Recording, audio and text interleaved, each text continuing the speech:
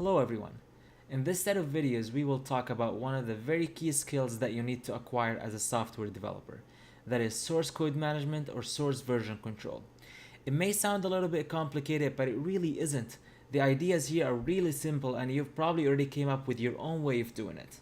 So just don't mind the jargon, we just like to sound fancy. Just so you better understand the problem that we're trying to solve with source version control or source code management, let's consider the following. You're applying for many jobs and co-ops this summer.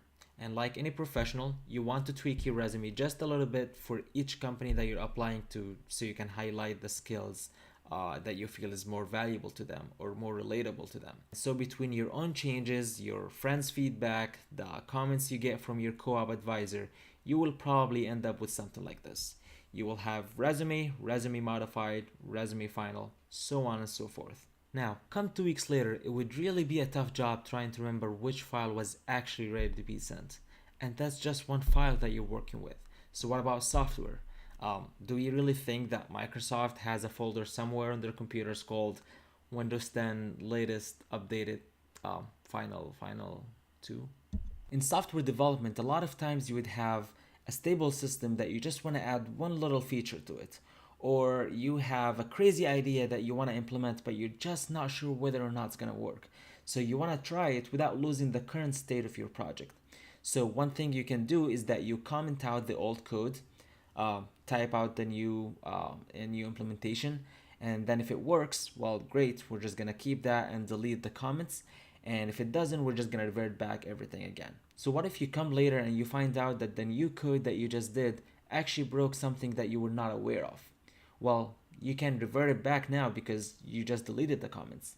Wouldn't that mean that we're just gonna have to keep all the comments? Yes, but then you're gonna end up with a file that is more comments than an actual code. What we're really looking for here is something that can take a snapshot of the code base, tag it with a timestamp of sorts, and then back it up somewhere. So every time you make a change, if it doesn't work, you can just revert back to that old version. But that means that every time you make a change, no matter how small, you're gonna have to go through all of these steps. What we just described here is exactly what a source code management is.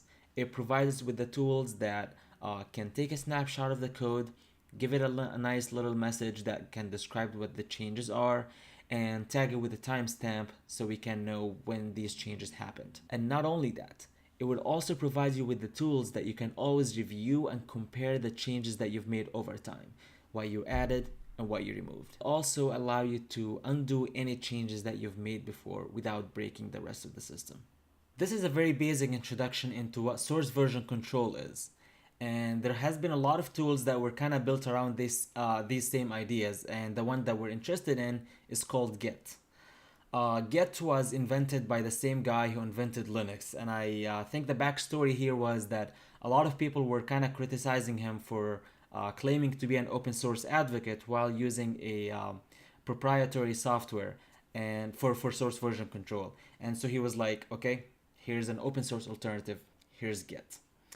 Let's stop right here, and I don't want to make this video any longer than this, so in the next video we will see how we can actually implement Git on our local machines and how we can basically use it.